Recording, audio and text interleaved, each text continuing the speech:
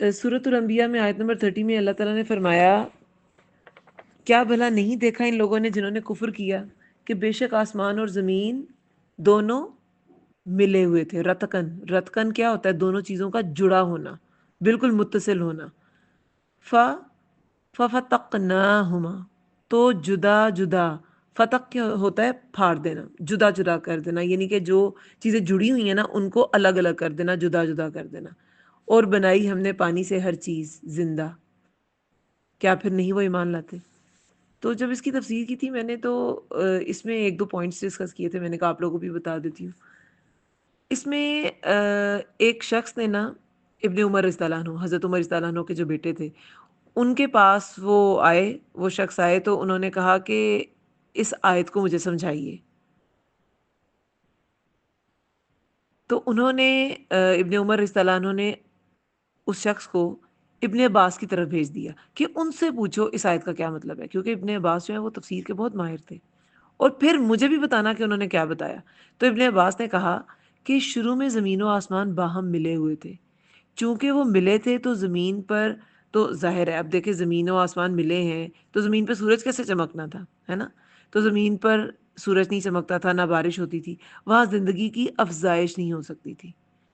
انسان کو بھیجنے سے پہلے نا زندگی کی افزائش نہیں ہو سکتی تھی، تو پھر انسان کو بھیجنے سے پہلے اللہ نے زمین و آسمان کو الگ کر دیا. پھر زمین پر سورج چمکا، بارش ہوئی، اور زمین جو ہے وہ زندگی کے لیے موزوں ہو گئی، یعنی کہ کمپیٹیبلٹی ہو گئی. ٹھیک ہے.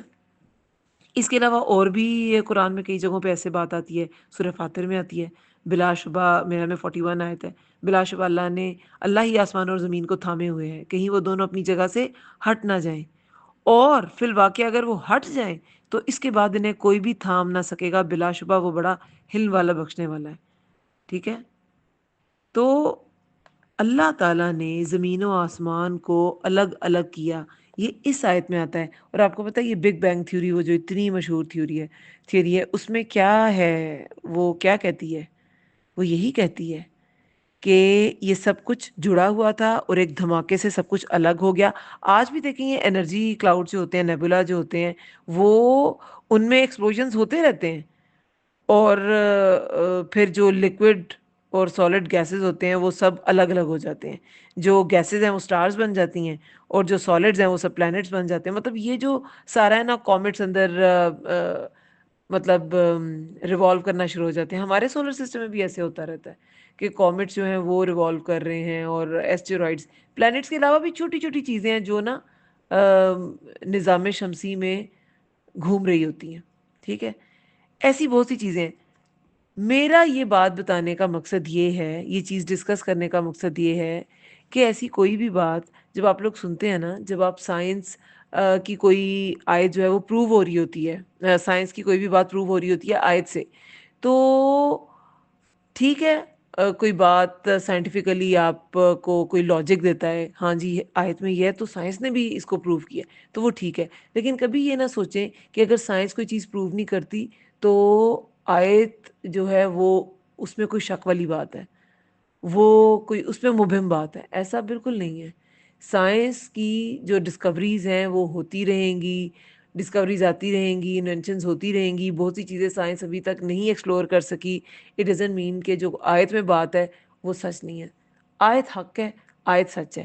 اب یہ بگ بینگ تھیوری جو ہے وہ کتنے عرصے تک ایسی رہی، لیکن پھر بعد کے سائنٹسٹ نے یہ ایک نقطہ نکالا کہ اگر زمین و آسمان باہم ملے ہوئے تھے، آپ کو پتہ ہے کہ یہ جو دنوں کو کاؤنٹ کرنا ہے یا گھنٹوں کو کاؤنٹ کرنا ہے، وہ ریولوشن اور روٹیشنز کے حساب سے ہوتا ہے.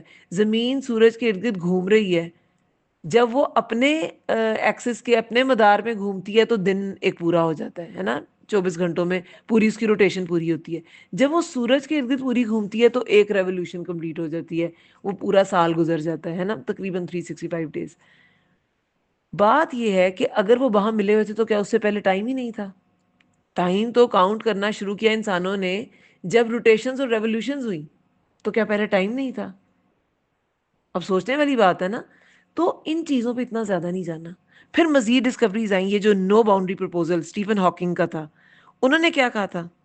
ہارٹل ہاکنگ تھیوری وہ بھی انہوں نے جب پیش کی کہ اس میں جس یونیورس میں ہم رہ رہے ہیں ایسے اور بھی یونیورس ہو سکتے ہیں، ایسے پیرالل یونیورس اور بھی ہو سکتے ہیں جس میں ایسی ہی مطلب کوئی اور گیلیکسیز ہو سکتی ہیں، اس میں لاز آف فزکس جو ہیں وہ ڈفرینٹ ہو سکتے ہیں، بہت سی چیزیں ڈفرینٹ ہو سکتی ہیں۔ اور آپ کو پتہ ہے ناسا کے جو سائنٹسٹ ہیں، ان کے ایک سائنٹسٹ نے کہا تھا یہ جولائی 2022 میں 19 جولائی 2022 کو ایک پیپر شائع ہوا تھا، اس میں انہوں نے بتایا تھا جیمز ویب اسپیس ٹیلیسکوپ اس کو اسپیس میں بھیجا گیا، تو اس نے اسپیس میں جو تصویریں کھینچیں اس میں ایسی گلیکسی بھی دریافت ہوئی، نظر آئی، ایسی گلیکسی کی تصویر کھینچی گئی جو بہت زیادہ ویل ڈیفائنڈ تھی، بڑی ویل سیٹلڈ تھی۔